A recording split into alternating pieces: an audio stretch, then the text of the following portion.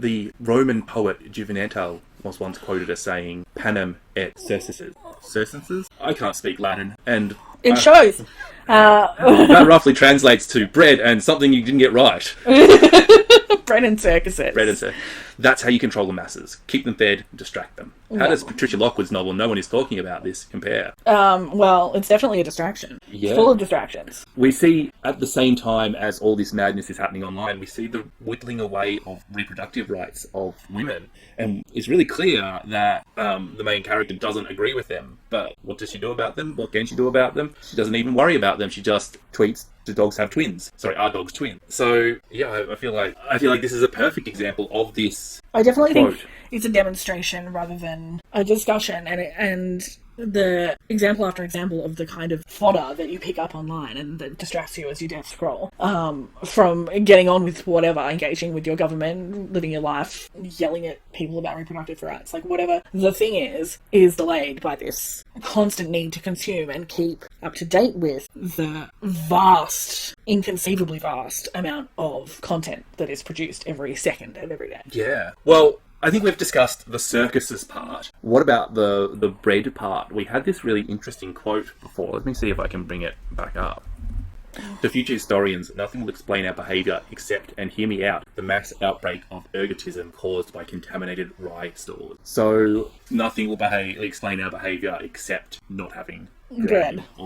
So, what is Lockwood really saying about bread here? I mean, is this our rights being stripped away? Are we actually having to face the real problems that are being caused by us allowing our governments to run roughshod over us, and have to face the consequences? Because, often historically revolutions start when people are starving and there's no bread.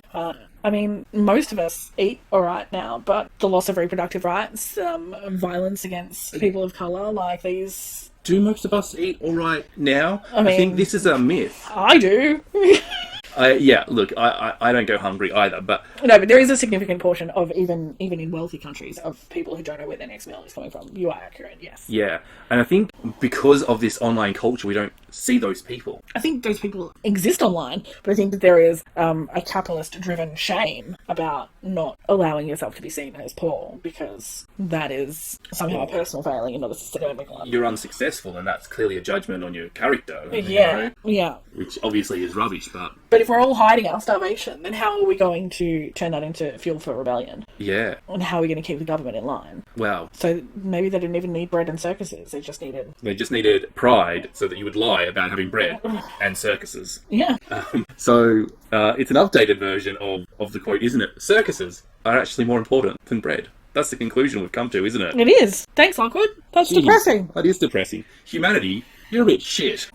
If you liked this video, why don't you check out our video here about how Lockwood tries to answer the question of pro-choice or pro-life, or even